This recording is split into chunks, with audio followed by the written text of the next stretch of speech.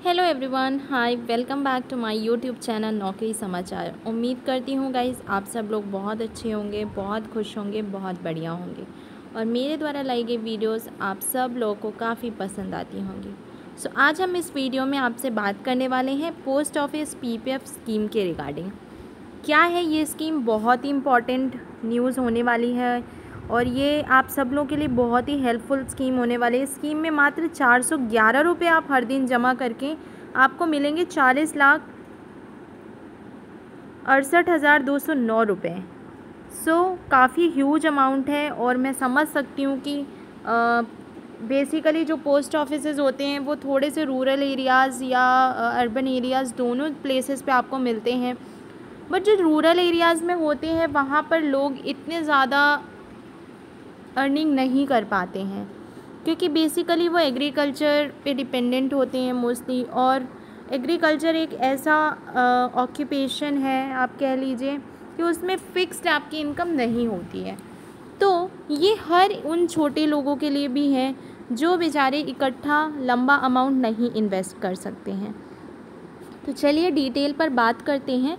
यदि आपको अपने पैसे सुरक्षित स्थान पर निवेश करने हैं तो आप पोस्ट ऑफिस की पीपीएफ स्कीम में निवेश कर सकते हैं। इस स्कीम में आपको बिना कोई रिस्क लिए मोटा रिटर्न हासिल होता है। अगर आप पोस्ट ऑफिस स्कीम में हर दिन 411 रुपये की बचत करते हैं तो आपको मेचॉरिटी पर 40,68,209 रुपये मिलते हैं। हालांकि इसका पूरा कैलकुलेशन आपको मैं नीचे बताने वाली हूँ वीडियो में। दरअसल निवेशक इस स्कीम में से कम 500 रुपये और ज़्यादा से ज़्यादा 1,50,000 रुपये तक की राशि हर साल निवेश कर सकते हैं। अगर वहीं ब्याज की बात करें तो आपको 7.1% प्रदान किया जाता है। कितना है मेचॉरिटी पीरियड? वो वैसे देखा जाए तो अलग अलग स्कीमों में मेचॉरिटी पीरियड अलग होता है। अगर इस खाते में आप पैसे निवेश करते हैं तो आपको लगातार 15 साल तक पैसे जमा करने होते हैं। अगर आप और लंबी अवधि तक पैसे जमा करना चाहते हैं तो आप अधिकतम 50 साल तक निवेश कर सकते हैं। हालांकि आप अपनी ज़रूरतों के हिसाब से अवधि को बढ़ा सकते हैं। खाता खोलने की योग्यता एवं शर्तें। Post office public provident scheme में नौकरी करने वाले व्यक्ति स्वरोजगार या फिर पेंशन भोगी भी निवेश कर सकते हैं। इस अकाउंट में एक ही व्यक्ति सिंगल खाता खोल सकता है। इसमें आपको जॉइंट खाता खोलने की अनुमति नहीं दी गई है। इसके अलावा नाबालिग बच्चों की तरफ से माता पिता या फिर अभिभावक द्वारा post office PPF account open किया जा सकता है। वैसे एनआरआई को पीपीएफ खाता खोलने की अनुमति नहीं दी गई है। कब ले सकते हैं लोन? अगर आप पब्लिक प्रोविडेंट स्कीम के अंतर्गत निवेश करना चालू कर देते हैं तो आपके लिए आगे चलकर लोन की सुविधा भी उपलब्ध कराई जाती है। आप इस स्कीम से लोन तभी प्राप्त कर सकते हैं जब आपको निवेश करते हुए 3 से 6 साल पूरे हुए हैं।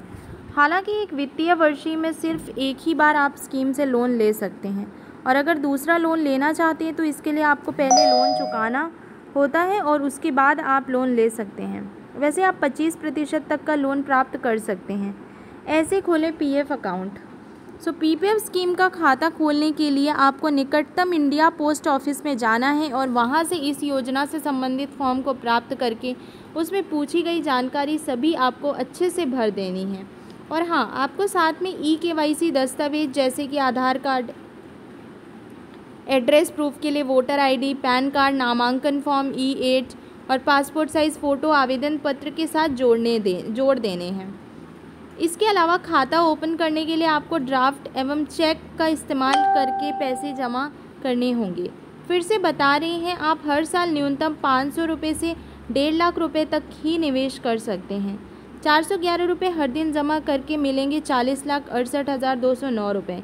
यदि आप पब्लिक प्रोविडेंट फंड स्कीम में निवेश करना चाहते हैं तो आपको एक उदाहरण के तौर पर कैलकुलेशन को समझा देती हूँ ताकि आपको आसानी से चीज़ें समझ आ सकें। अगर आप हर दिन 411 रुपये की बचत करते हैं तो आपको 15 साल तक 22,50,000 रुपये तक का निवेश करना होगा। इसके बाद आपको पूरा ब्याज 18,18,209 रुपये मिलेगा और वहीं मेचॉरिटी पर पूरी रकम 40,68,209 रुपये मिलेगी। इस तरीके से आपको इतना अमाउंट मिलने वाला है मेचॉरिटी के बाद। तो काफ़ी अच्छा होने वाला है स्कीम और मेरे हिसाब से तो ये आप लोग इन्वेस्ट डेफिनेटली कर सकते हैं और बहुत ही अच्छी स्कीम है। पोस्ट ऑफिस के द्वारा लाई गई है और हम सब के लिए ये बहुत ज़रूरी है। सो उम्मीद करती हूँ कि आप लोग डेफ़िनेटली इस पर विचार करेंगे और आप लोग अपने नियरेस्ट पोस्ट ऑफिस पे जाके इससे रिलेटेड जो भी इन्फॉर्मेशन है वो अच्छे से पता भी कर सकते हैं। So that's all guys for today in this part of the video. Thank you so much, आपने इतनी पेशेंटली मेरी वीडियो को वॉच किया और ज़्यादा से ज़्यादा शेयर करें। Thank you so much guys, stay tune for my next video. Love you all.